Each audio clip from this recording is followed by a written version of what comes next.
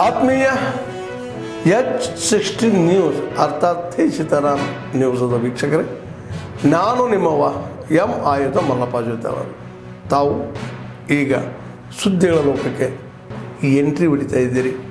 ಈ ಸುದ್ದಿಗಳನ್ನು ಪ್ರತಿಯೊಂದು ನೋಡೋ ಜೊತೆಗೆ ನಿಮ್ಮ ಅಭಿಪ್ರಾಯಗಳನ್ನು ಹಚ್ತಾ ಇರಿ. ಯಾಕಂದರೆ ಈ ಸುದ್ದಿಗಳು ನಿಮಗಾಗಿ, ನಿಮ್ಮ ಬದುಕಿಗಾಗಿ, ನಿಮ್ಮ ವೈಚಾರಿಕೆಗಾಗಿ, ನಿಮ್ಮ ತಿಳುವಳಿಕೆಗಾಗಿಯೂ ನಿಮಗೂ ಗೊತ್ತು. ಜೊತೆಗೆ ನಮಗೂ ನಿಮ್ಮೊಂದಿಗೆ ಇದೊಂದು ಮಾತಾಡುವಂಥ ಜೊತೆಗೆ ಸುದ್ದಿಗಳನ್ನು ಬಿಡುವಂಥ ಕೆಲಸ. ಈ ಕೆಲಸದಲ್ಲಿ ನಾವು ನಿಮ್ಮೊಂದಿಗಿದ್ದೀವಿ ಅಂತ ಹೇಳ್ತಾ ನೋಡ್ತಾ ಇರಿ ಸುದ್ದಿಗಳನ್ನು. Most of agricultural students come from rural background, poor family, marginal family, and I know what is the dreams and difficulties of the parents who send their students to this place to get BSc, MSc and PhD degrees. Today is probably the happiest day in their life when their sons and daughters are receiving degree from honorable chancellors. ನಮ್ಮ ಪಪ್ಪ ನನಗೆ ಯಾವಾಗ್ಲೂ guide ಮಾಡ್ಕೊತಾನೆ ಅದಾರ. So ನಾನು ಪಪ್ಪಂಗೆ ಎಲ್ಲ dedicate ಮಾಡ್ತೀನಿ. ಅಮ್ಮ ಕೂಡ ಭಾಳ ಸಪೋರ್ಟಿವ್ ಆಗಿದ್ರು. ಮತ್ತು ನಮ್ಮ ಕಾಲೇಜಲ್ಲಿ ಕೂಡ ಟೀಚರ್ಸ್ ಆಗಲಿ, ಫ್ರೆಂಡ್ಸ್ ಭಾಳ ಸಪೋರ್ಟ್ ಮಾಡಿದ್ರು. ಬೀದರ್ನಿಂದ BSc ಓದಿದ್ದು.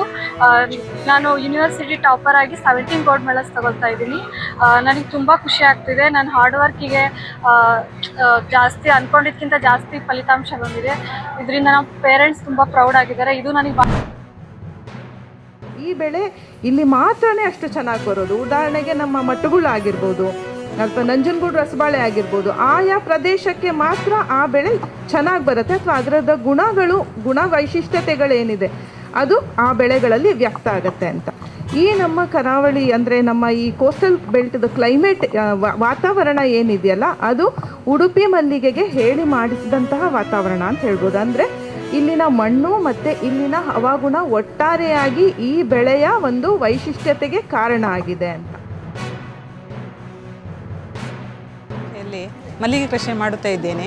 ಮಲ್ಲಿಗೆ ಕೃಷಿಯಲ್ಲಿ ಸ್ವಲ್ಪ ಮನೆಯ ಮೇಲ್ಗಡೆ ಮಲ್ಲಿಗೆ ಕೃಷಿ, ಟೆರಿಸ್ ಮೇಲ್ಗಡೆ ಪಾಟಲ್ಲಿ ಮಲ್ಲಿಗೆ ಕೃಷಿ ಮಾಡುತ್ತಾ ಇದ್ದೇನೆ. ಮಲ್ಲಿಗೆ ಕೃಷಿಯಲ್ಲಿ ಸ್ವಲ್ಪ ತುಂಬ ಉಪಯೋಗವಿರುವುದರಿಂದ ಮತ್ತು ಅದು ಸ್ವಲ್ಪ ಮಾಹಿತಿ ತುಂಬ ಬೇಕಿದೆ. ಅದಕ್ಕೋಸ್ಕರ ಇವತ್ತಿನ ಒಂದು ಕಾರ್ಯಕ್ರಮದಲ್ಲಿ ಪಾಲ್ಗೊಂಡಿದ್ದೇನೆ. ಒಳ್ಳೆಯ ಮಾಹಿತಿ ಮೇಡಮ್ ಕೊಟ್ಟಿದ್ದಾರೆ. ಮತ್ತು ಮಗುವಿಗೂ ಕಾಲೇಜಿನಲ್ಲಿ ಓದಲಿಕ್ಕೂ ಒಂದು ವ್ಯವಸ್ಥೆ ಆಗಿದೆ. ನಮ್ಮ ಮನೆಗೆ ತುಂಬ ಉಪಯುಕ್ತವಾಗಿರುವುದರಿಂದ ಮಲ್ಲಿಗೆ ಗಿಡ ನಮ್ಮ ಜೀವನಕ್ಕೆ ಒಂದು ಒಳ್ಳೆಯ ಆಧಾರವಾಗಿರುತ್ತದೆ.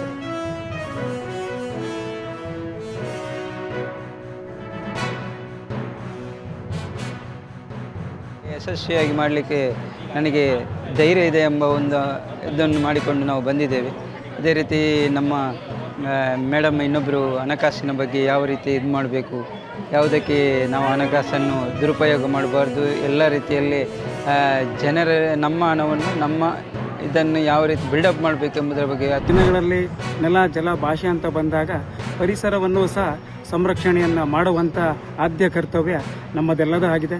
ಈ ಒಂದು ನಿಟ್ಟಿನಲ್ಲಿ ಎಲ್ಲರಲ್ಲೂ ಮನವಿ ಮಾಡೋದೇನು ಅಂತಂದರೆ, ಮಾನ್ಯ ಪ್ರಧಾನಮಂತ್ರಿಯವರ ಕಡೆಗೆ ಹೋಗೊಟ್ಟು ನಾವೆಲ್ಲರೂ ನಮ್ಮ ತಾಯಿ ಹೆಸರಿನಲ್ಲಿ ಒಂದು ಗಿಡವನ್ನು ನೆಡುವ ಮುಖೇನ ಅವರಿಗೆ ಒಂದು ಒಳ್ಳೆಯ ಕಾರ್ಯಕ್ಕೆ ನಾವೆಲ್ಲ ಸಾಕ್ಷಿಯಾಗೋಣ. ಈಗ ಡಿವೈಡ್ರಲ್ಲಿ ನಾವು ಅನೇಕ ಥರದ ಮರಗಳನ್ನು ನೆಟ್ಟಿದ್ದೀವಿ. ಒಂದು ಕಾಡು ಬಾದಾಮಿ ಆಗಿರ್ಬೋದು, ನೆರಳಿಗೋಸ್ಕರ, ಅಥವಾ ನಮ್ಮ ಬೋಗನ್ ವಿಲಾ ಕಲರ್ಫುಲ್ ಆಗಿ ಕಾಣಿಕೆ. ಸೊ ನೆಲದಲ್ಲಿ ತುಂಬಾ ಮುಖ್ಯವಾದಿದೆ. ಎಲ್ಲರದನ್ನು ನೆಟ್ಟು ಅದನ್ನ ಫಸ್ಟ್ ನಾವು ನೆಟ್ಟಿದ ನಂತರ ರೆಸ್ಪಾನ್ಸಿಬಿಲಿಟಿ ಜಾಸ್ತಿ ಇರ್ತದೆ. ಮೇನ್ ರೆಸ್ಪಾನ್ಸಿಬಿಲಿಟಿ ಅಂದ್ರೆ ಅದನ್ನು ಮೇಂಟೈನ್ ಮಾಡೋದು. ಎಲ್ಲ ನೆಟ್ಟಿ ಹೋದ ನಂತರ ಮೇಂಟೈನ್ ಆಗಲಿಲ್ಲ ಅಂದ್ರೆ ನಮ್ಮ ಉದ್ದೇಶ ಪೂರ್ವಕವಾಗಿ ಆಡೋದಿಲ್ಲ. ಮರವನ್ನು ನೆಡುವ ಮೂಲಕ ವಿಶ್ವ ಪರಿಸರ ದಿನಾಚರಣೆಯನ್ನ ಆಚರಣೆ ಮಾಡುವುದು ಭಾರತದಲ್ಲಿರುವಂತಹ ಸರ್ವ ನಾಗರಿಕರಿಗೂ ಕೂಡ ಒಂದು ಆದ್ಯ ಕರ್ತವ್ಯವಾಗಿದೆ. ಅದೇ ರೀತಿಯಾಗಿ ಗಿಡ ಮತ್ತು ಮರವನ್ನು ನೆಡೋದಲ್ಲದೆ ಅದನ್ನು ತಾಯಿಯ ರೀತಿಯಲ್ಲಿ ಪೋಷಣೆ ಮಾಡಬೇಕು ಎಂಬ ದೃಷ್ಟಿಕೋನವನ್ನು ಕೊಟ್ಟು ಅದೇ ರೀತಿಯಾಗಿ ನಾವು ಒಂದು ಮರವನ್ನು ನೆಡಬೇಕು ಅಂತೇಳಿ ಎಲ್ಲ ನಾಗರಿಕರಲ್ಲಿ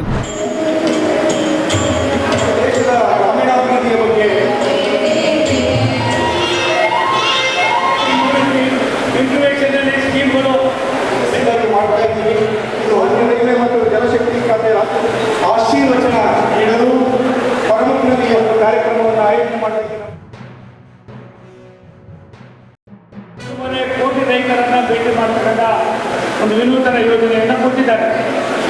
ಯೋಜನೆ ಅಂಗವಾಗಿ ನಾನು ಇವತ್ತಿಗೆ ಬಂದಿದ್ದೇನೆ.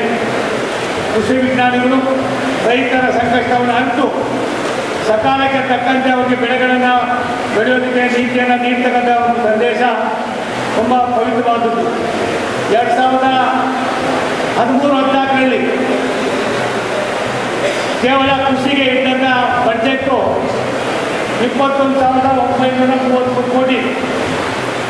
25-26ರಲ್ಲಿ ರೈತರ ಆಶಾಕಿರಣವಾಗಿ ದೇಶದ ಬೆನ್ನೆಲುಬಿಗೆ ಭಾರತ ಸರ್ಕಾರ ಸನ್ಮಾನ್ಯ ನರೇಂದ್ರ ಮೋದಿಯವರು 1,27,000 ಕೋಟಿ ರೂಪಾಯಿಗಳನ್ನು ಕೊಡೋದ್ರ ಮುಖೇನ ದೇಶಕ್ಕೆ ರೈತರ ಅವಶ್ಯಕತೆ ಇದೆ ಅನ್ನೋದನ್ನು ಎತ್ತಿ ತೋರಿಸಿದ್ದಾರೆ ಅನ್ನೋ ಮಾತನ್ನು ತುಂಬ ಸಂತೋಷ ಹೇಳೋದಕ್ಕೆ ಇಷ್ಟಪಡ್ತೀನಿ.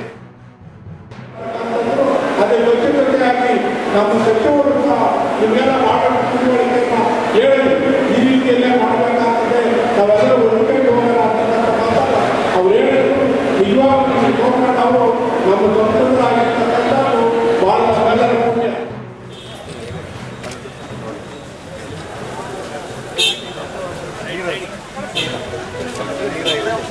ಸ್ವಲ್ಪ ಹೀಗೆ ಹೇಳಪ್ಪ ನೀನು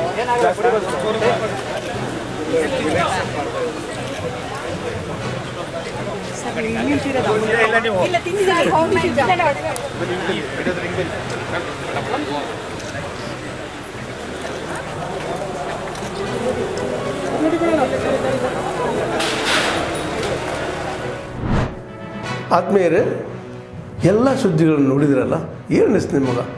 ಇದರಲ್ಲೇ ನಿಮ್ಗೆ ಲೈಕ್ ಆಗಿರ್ಬೋದು, ಡಿಸ್ಲೈಕು ಆಗಿರ್ಬೋದು, ಕಾಮೆಂಟ್ ಬೇಡಪ್ಪ ಅಂತೂ ಅನಿಸಿರ್ಬೋದು, ಕಾಮೆಂಟ್ ಮಾಡಬೇಕಪ್ಪ ಅನಿಸಿರ್ಬೋದು, ಶೇರ್ ಮಾಡಬಾರ್ದಪ್ಪ ಅನಿಸಿರ್ಬೋದು, ಅದು ಮಾಡಬೇಕು ಅನಿಸಿರ್ಬೋದು.